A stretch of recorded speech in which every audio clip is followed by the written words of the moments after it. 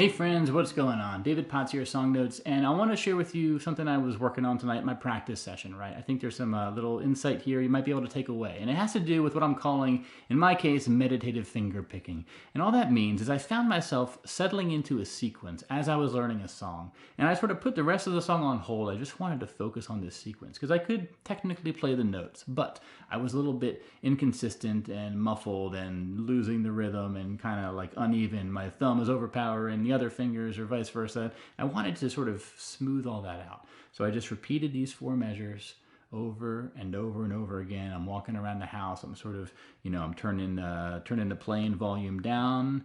Then I'm sort of getting louder with it, right? I'm sort of enjoying these organic peaks and valleys while I'm playing, but the whole time I am trying to stay consistent. So in the end, I wanted to capture this and share it with y'all because I think it might be helpful, and I'll show you what I was playing. So I'm learning The Wind by Cat Stevens, right? This one came in by request. Cat Stevens is one of my really original favorite guitarist. Now the sequence that I was practicing, it wasn't necessarily too complicated. It was just 3 chords, right? A D chord, a G add 6. I'm finger picking here, but basically G add 6 is 3rd fret on the bass note of the low E string.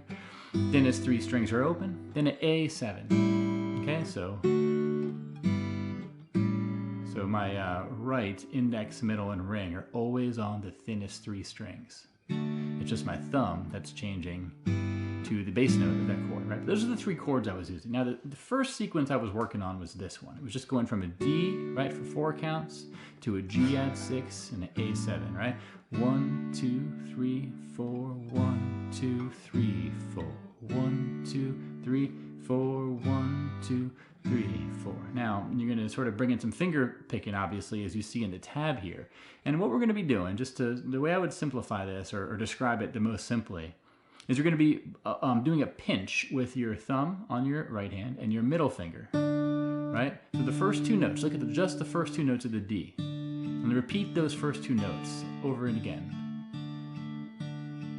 Right? So I'm pinching the 2nd and 4th string, and then I'm playing the 3rd string by itself. And even if you just repeat these 2 notes, this is an opportunity to sort of practice some of that sort of droning, meditative grooviness, where you want to get into a groove, and you want to be consistent, have a constant volume with what you're pinching there. Now, let's add some notes to it. Let's look at the 3rd and the 4th note also. What's happening on the 3rd note is we're basically going to pinch the 4th and the 1st string, and we're going to go back to that 3rd string by itself. So the first 4 notes in repeatedness are, and again here, find a beat, get lost in it, right?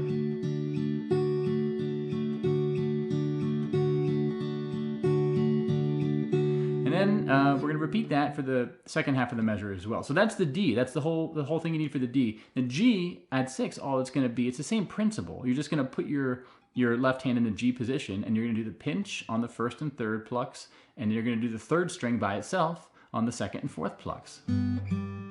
So practice just the G by itself, and then you get the idea for the A7, right? Same thing. So the whole thing together, this first part of the sequence is this, the first 2 measures here.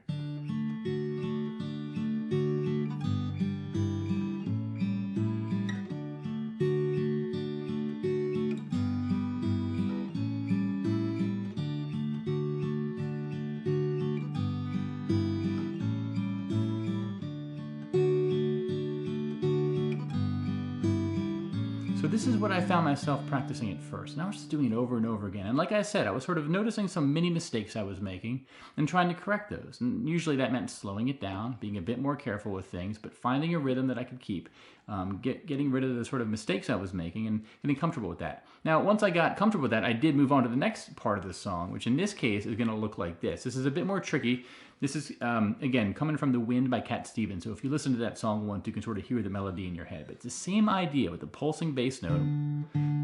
D for 4 counts, G, and then A, right? So the same bass notes we're going to be doing. Now, the riff sounds like this.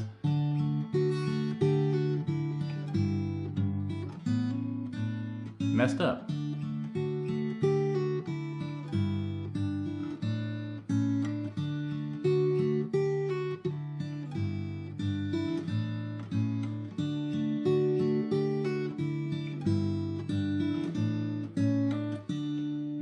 So the real second, the tough part here comes in the second half of the D measure, right? Where we're basically going to have to put our pinky down. 3rd fret of the E string. And then on that 3 and the 3 and count, that's the trickiest part because you're going to basically do the pinch, but then you're going to pull off your pinky. And when you pull it off, you kind of want to drag it down a little bit so it plucks the string for you.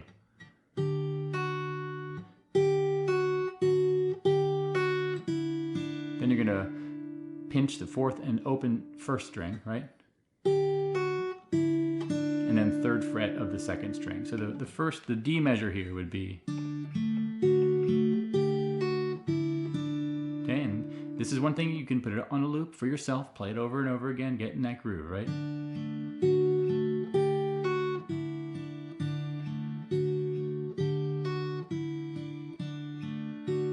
And if you find yourself messing up with that pull-off, you don't have to do a pull-off, you could just pluck the strings.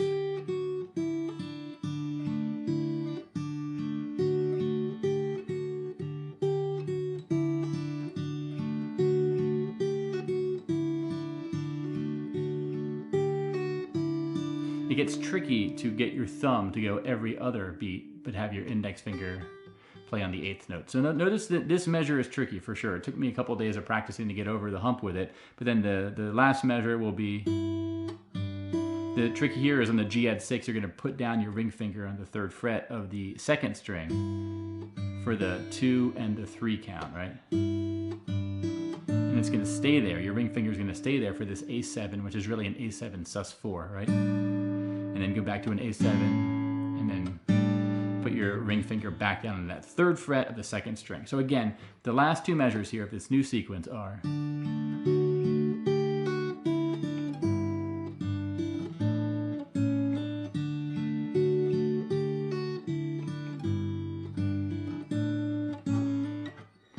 Okay, now if we combine that with the first 2 measures, we're going to get this, right?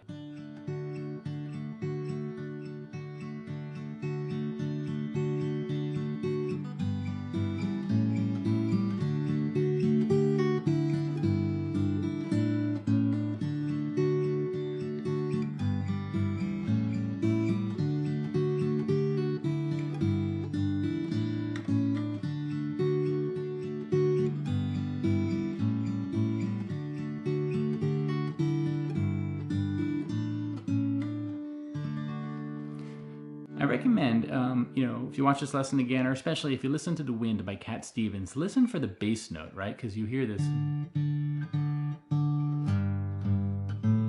You hear this as the rest of the fingerstyle stuff is happening. And, he probably has another guitarist and a bass player, perhaps, that are recording that album with him. But my point is with this lesson is you can do this as an individual guitarist if you're playing a finger sequence like this, right? You can sort of get that thumb to be constant as you're doing the other stuff with the thinnest 3 strings. And you want to get to the point where you can do the constant thumb while you're doing the treble stuff and you're not muffling anything, you're not messing up, you're keeping your groove, and it just sounds consistent and evenly and like balanced, right? You don't want the thumb being lost in there necessarily. You don't want the thumb overpowering stuff either. You want everything to really be just considered and balanced, right?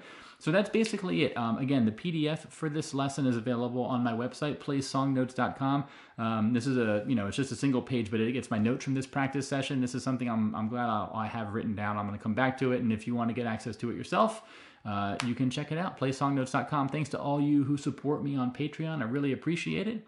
The support goes a long way. I really do. It means a lot. So I'm going to keep these lessons coming. Definitely keep up the emails and comments and requests. I always like to hear what y'all are looking for. And with that, I'm going to take off now. This is David Potsiadlo. Have a good one. Bye-bye.